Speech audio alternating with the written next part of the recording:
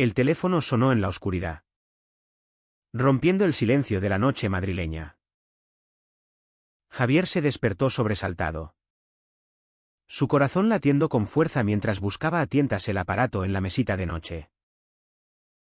Al ver el nombre de su hermano mayor, Antonio, en la pantalla, una ola de pánico lo invadió. Eran las 2 de la madrugada y Antonio nunca llamaba a esas horas. Javi, por favor, escúchame. Sollozó Antonio al otro lado de la línea, su voz quebrada por el llanto. No puedo más. Tienes que quedarte con el niño. Con mi hijo. Tiene 2 años y no hay nadie más. Javier se sentó en la cama, el mundo girando a su alrededor. Mientras Miguel, su pareja, se removía a su lado, despertando confundido. ¿Quedarse con el niño? Antonio, el hermano perfecto. El hombre casado con una familia ideal en las afueras de Barcelona. ¿Por qué le pedía algo así? Javier sintió un nudo en la garganta. Pero antes de poder responder, Antonio colgó, dejando solo el eco de sus sollozos. Esa llamada cambió todo. Al día siguiente, Javier no podía concentrarse en su trabajo como profesor de historia en un instituto de secundaria en el centro de Madrid. Las imágenes de su hermano lo asaltaban. Antonio, siempre el fuerte, el que había asumido el rol de padre de familia tras la muerte de sus padres en un accidente de coche 10 años atrás. Javier, por su parte, había sido el rebelde, el que se había mudado a la capital para vivir su vida abiertamente como gay, alejándose de las expectativas conservadoras de su familia extendida en Andalucía. Miguel, su novio desde hacía 3 años. Un arquitecto de 35 años con una barba incipiente y una sonrisa que siempre lo calmaba. Lo notó inmediatamente cuando regresó a casa esa noche. Dime qué pasa. Amor, dijo Miguel, sentándose a su lado en el sofá del pequeño apartamento en Malasaña. Javier le contó todo, las palabras saliendo a tropel, mientras lágrimas no derramadas ardían en sus ojos. Miguel lo abrazó, pero Javier sintió la tensión en su cuerpo. Un niño de 2 años. ¿Aquí? ¿Con nosotros?, murmuró Miguel, su voz cargada de dudas. No era solo el espacio reducido o las finanzas ajustadas, era el miedo a lo que vendría después. Javier sabía que su relación con Miguel era sólida, pero frágil ante el escrutinio social. En España, el matrimonio igualitario era ley desde 2005. Pero en las familias como la suya, arraigadas en tradiciones católicas, ser gay seguía siendo un estigma sutil. Antonio había sido el único que lo había aceptado sin reservas. O eso creía Javier. ¿Por qué ahora esta carga? 2 días después, Antonio apareció en la puerta del apartamento, con una maleta pequeña y el niño en brazos. El pequeño, Mateo, de ojos grandes y rizos oscuros, se aferraba a su padre con miedo. Antonio estaba demacrado, ojeras profundas marcando su rostro, como si no hubiera dormido en semanas. No preguntes por qué. Javi. Solo. Cuídalo. Mi mujer. Elena. No puede. Está destrozada. Javier tomó al niño, sintiendo su peso ligero pero abrumador. Antonio se marchó sin más explicaciones, subiendo a un taxi que lo llevó al aeropuerto. Miguel observaba desde la cocina, su expresión un torbellino de emociones. Esa noche, mientras Mateo lloraba en la cuna improvisada, Javier y Miguel discutieron por primera vez en meses. Esto no es justo para nosotros, dijo Miguel, paseando por la sala. Tenemos nuestra vida, nuestros planes. ¿Y si esto arruina todo? Javier lo miró, herido. Es mi sobrino. Mi sangre. ¿Qué quieres que haga? Lo deje en la calle. La tensión creció. Un silencio pesado instalándose entre ellos. Javier se preguntaba si Antonio había sabido el conflicto que desataría. Al día siguiente, Javier llamó a su tía Carmen, la matriarca de la familia en Sevilla. Tía, Antonio ha dejado a Mateo conmigo. ¿Sabes qué pasa? Carmen suspiró al teléfono. Tu hermano ha confesado algo terrible. Es gay. Javier. Lo ha admitido a Elena. Y ella lo ha echado. Ha huido a Dios sabe dónde. Javier se quedó helado. ¿Antonio gay? El hermano que se había casado joven. Que había seguido el camino recto. ¿Había vivido una mentira? La revelación lo golpeó como un puñetazo. Ahora entendía el llanto. La desesperación. Pero también sentía rabia. ¿Por qué Antonio no se lo había dicho antes? ¿Por qué cargar a Javier con el secreto y el niño? Miguel. Al enterarse, se sentó en silencio, procesando. Entonces, tu hermano es como nosotros. Pero eligió esconderlo. ¿Y ahora? ¿Qué? ¿Nosotros criamos al niño mientras él escapa? Javier asintió. Pero el peso de la decisión lo aplastaba. En el trabajo, los rumores empezaron a circular. Un compañero lo vio con Mateo en el parque y preguntó incómodas surgieron, ¿un hijo? Tuyo y de Miguel. Javier evadía. Pero sentía los ojos juzgadores. En España, la adopción por parejas gays era legal. Pero en su círculo conservador, era un tema tabú. Mateo, inocente, empezaba a adaptarse, llamando a Javier tío y a Miguel Mimi. Lo que derretía el corazón de este último.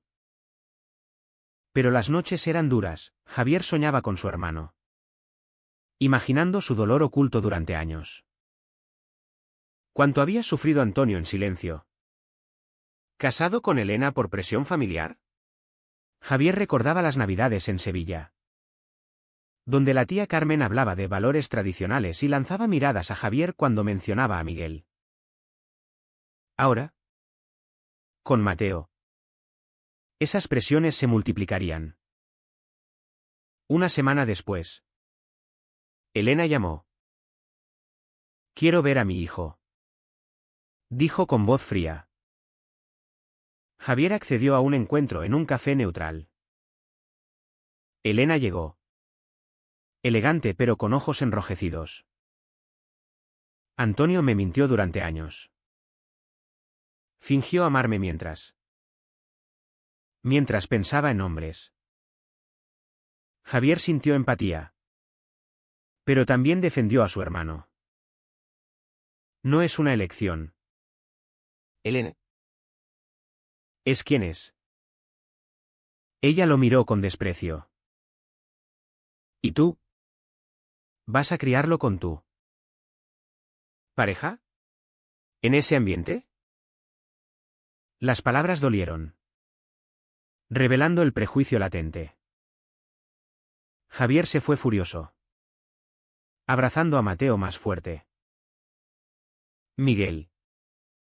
Al oírlo, explotó, esto es demasiado. La familia. La sociedad. ¿Vale la pena? Javier lo miró, temiendo la respuesta. La primera grieta en su relación apareció. Y Javier se preguntó si el sacrificio valdría la pena. La vida con Mateo se convirtió en una rutina caótica pero tierna. Javier ajustó su horario en el instituto para llevar al niño a la guardería. Mientras Miguel, desde su estudio de arquitectura, intentaba ayudar. Aunque su resentimiento crecía sutilmente. No es que no lo quiera, le dijo una noche a Javier, mientras Mateo dormía. Es que esto nos obliga a enfrentar cosas que habíamos evitado. Javier sabía a qué se refería: el matrimonio, la adopción formal, exponerse más ante la sociedad. En Madrid, la comunidad LGBT era vibrante, con el orgullo llenando las calles cada junio. Pero en su vida cotidiana, Javier prefería la discreción. Ahora, con un niño, esa discreción se evaporaba. Las miradas en el supermercado. Los comentarios de vecinos: ¿dos papás? ¡Qué moderno! Pero detrás de la aparente tolerancia, Javier sentía el juicio. Un mes después de la llegada de Mateo, la tía Carmen viajó a Madrid. Llegó con una maleta llena de ropa para el niño y una expresión severa. En el apartamento, inspeccionó todo: la cama compartida de Javier y Miguel, los libros sobre historia queer en las estanterías. Javier, esto no está bien, dijo sentándose en la sala. Mateo necesita una familia normal. Una madre y un padre. Javier sintió la ira subir. ¿Normal? Como la de Antonio. ¿Qué era una mentira? Carmen se persignó. Tu hermano pecó al esconderse. Pero tú, viviendo en pecado abierto. La Iglesia no lo aprueba. Miguel, ¿qué escuchaba desde la cocina? Intervino: señora. Con respeto. Esto es el siglo XXI. En España, somos iguales. Carmen lo miró con desdén. Iguales ante la ley. Quizás. Pero ante Dios. La discusión escaló. Y Carmen amenazó con involucrar a servicios sociales. Si no devuelves al niño a Elena, lo haré yo. Javier la echó, temblando de rabia. Esa noche, Miguel y él hicieron el amor por primera vez en semanas. Pero fue un acto desesperado, lleno de miedo a perderse. Al día siguiente, Javier recibió un email de Antonio. Desde algún lugar en América Latina.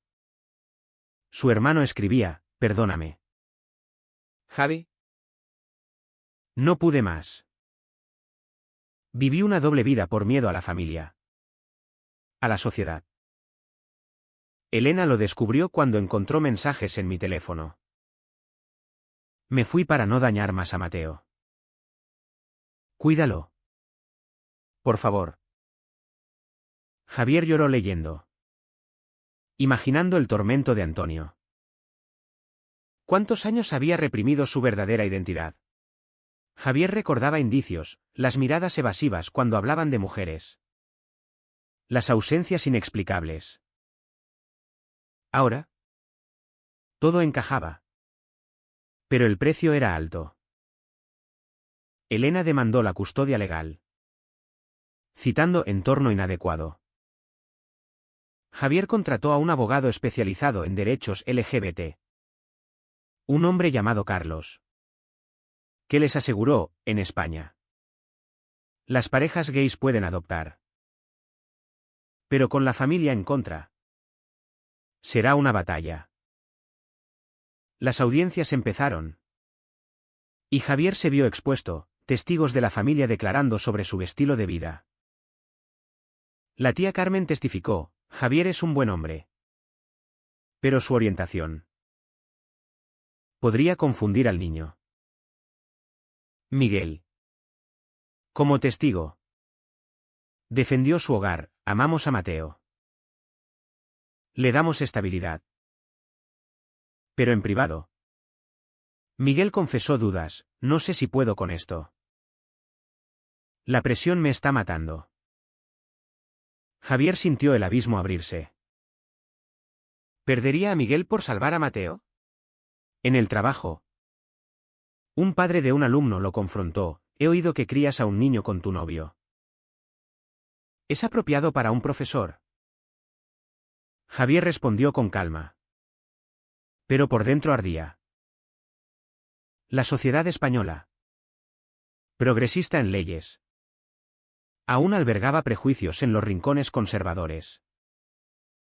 Mateo, ajeno a todo, crecía, decía sus primeras frases. Corría por el parque. Javier lo veía como una luz en la oscuridad. Pero el costo emocional era inmenso.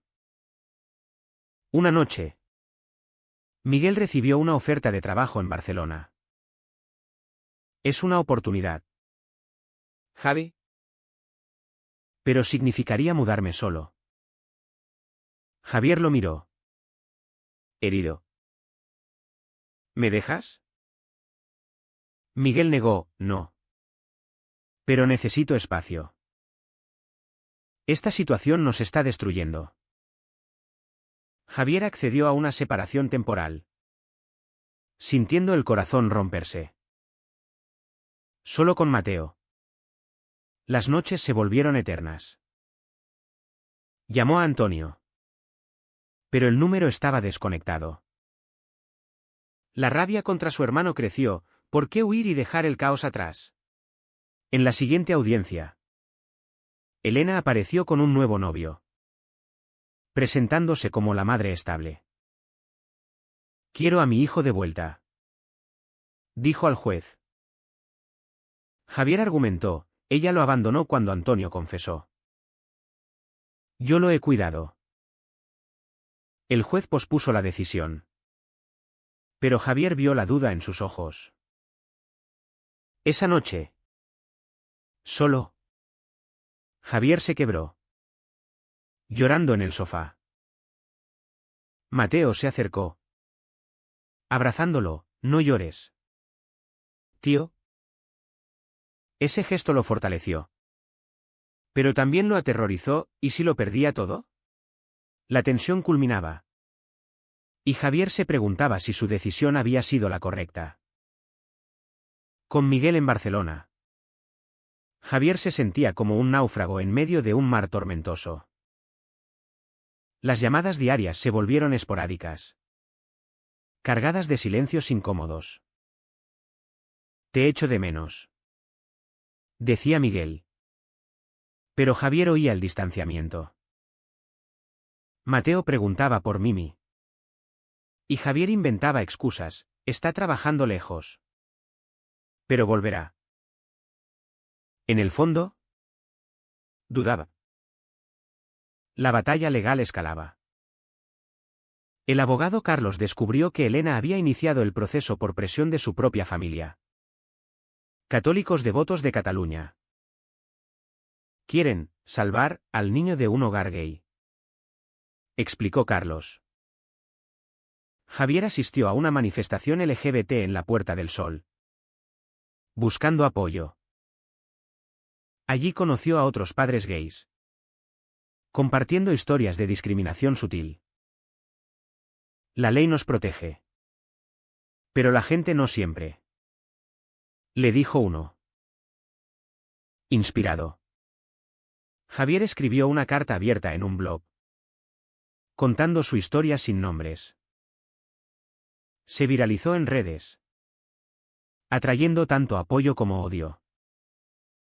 Comentarios como, ánimo.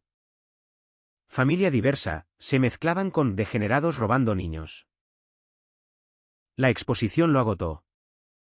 Pero fortaleció su resolución. La tía Carmen llamó furiosa: has avergonzado a la familia. ¿Por qué airear nuestros trapos sucios? Javier respondió: porque el silencio mató a Antonio por dentro. No dejaré que mate a Mateo. Carmen colgó. Pero días después, envió dinero para el niño. Un gesto ambiguo. Antonio reapareció en un mensaje: estoy en México. Intentando reconstruir.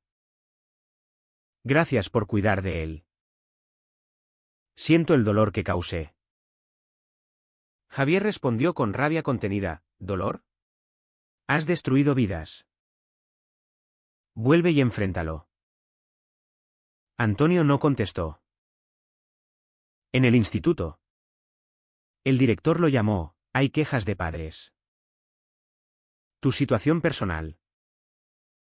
¿Distrae? Javier defendió su derecho a la privacidad. Pero sintió la amenaza implícita. ¿Perdería su trabajo? Mateo enfermó con fiebre. Y Javier pasó noches en vela, recordando su propia infancia. Sus padres, liberales para su época, habían aceptado su orientación. Pero murieron antes de ver su vida adulta. Antonio había sido su ancla. Pero ahora era un fantasma. Miguel visitó un fin de semana. Llegó con flores. Pero la tensión era palpable. Pasearon por el Retiro con Mateo, fingiendo normalidad. Quiero volver, dijo Miguel. Pero temo que la familia nos destruya. Javier lo besó: lucharemos juntos. Hicieron planes. Pero al partir Miguel, la duda persistió. La audiencia final llegó. Elena testificó: amo a mi hijo. Pero no puedo criarlo sola. Y con Javier. No es natural. El juez. Una mujer progresista. Interrogó: ¿natural? La ley dice que el amor es lo que cuenta. Javier habló: he sacrificado mi relación. Mi paz. Por Mateo. Mi hermano huyó por miedo al rechazo que ahora enfrento yo. El juez concedió custodia temporal a Javier, con visitas para Elena. Fue una victoria pírrica. Elena juró apelar. Al salir, Javier vio a la tía Carmen esperando. Lo siento, murmuró ella. Vi tu blog. Tal vez me equivoqué. Un atisbo de reconciliación. Pero frágil. Miguel llamó esa noche: enhorabuena. Vuelvo a casa. Javier lloró de alivio. Pero sabía que el camino era largo. Mateo crecía, preguntando por su papá.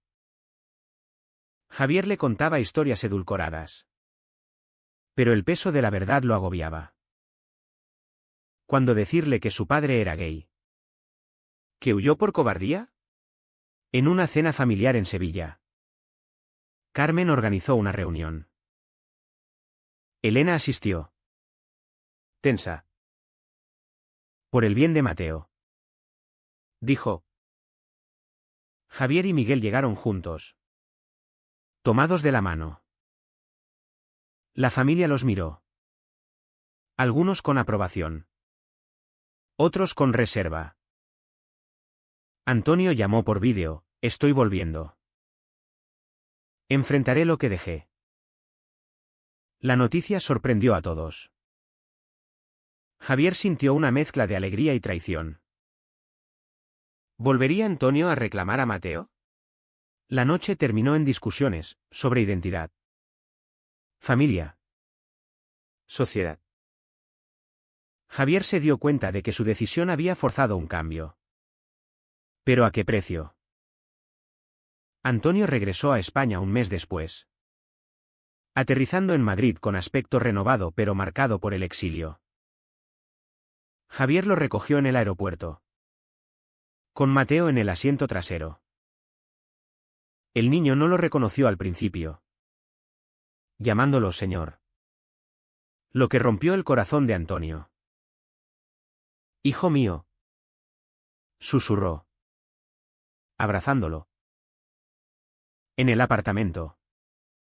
Miguel esperaba. Brazos cruzados. «Bienvenido», dijo con frialdad. La reunión fue tensa. Antonio explicó su huida. Viví reprimido por años. La presión de la familia. La sociedad. Me casé con Elena para encajar. Pero los mensajes con un hombre lo arruinaron todo. Javier lo miró, y nos dejas el lío a nosotros.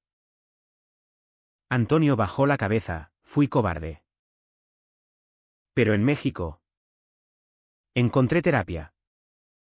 Aceptación. Quiero ser parte de la vida de Mateo. Elena llegó esa tarde. Convocada por Antonio. La escena fue dramática, lágrimas. Acusaciones. «Me mentiste», gritó ella. Antonio respondió, «Me mentí a mí mismo». Miguel y Javier observaban, sintiendo el eco de sus propios miedos. Al final, acordaron una custodia compartida, Mateo con Javier y Miguel la mayoría del tiempo. Visitas con Elena y Antonio. Pero la familia extendida murmuraba, ¿2 papás gays y un padre ausente? Pobre niño. En el Orgullo de Madrid. Javier y Miguel marcharon con Mateo. Banderas arcoíris ondeando. Antonio se unió. Su primera vez abiertamente gay. La tía Carmen vio las fotos en redes y llamó, «Estoy orgullosa». Aunque no lo entienda del todo. El cambio era lento. ¿Pero real? Sin embargo, las secuelas perduraban. Miguel y Javier se casaron en una ceremonia íntima. Con Mateo como paje. Pero las dudas internas persistían. Javier se preguntaba si había forzado a Miguel a esta vida. No, aseguró Miguel. ¿Elegí esto? Antonio reconstruyó su vida. Saliendo con un hombre. Enfrentando el rechazo de algunos amigos. Elena encontró paz en una nueva relación. Mateo crecía feliz. Rodeado de amor diverso. Pero Javier reflexionaba sobre el costo, la casi ruptura con Miguel. El estrés legal. El escrutinio social. ¿Valió la pena? La sociedad española evolucionaba. Pero los prejuicios perduraban en rincones. En una cena final. La familia reunida. Antonio propuso un brindis, por las verdades dichas. Javier sonrió. Pero en su mente. La pregunta ardía. ¿Es correcto huir de uno mismo? ¿O el verdadero pecado es imponer el silencio a los demás? ¿Fue la huida de Antonio un acto de cobardía inexcusable? ¿O una respuesta comprensible ante una sociedad que aún no acepta plenamente la diversidad?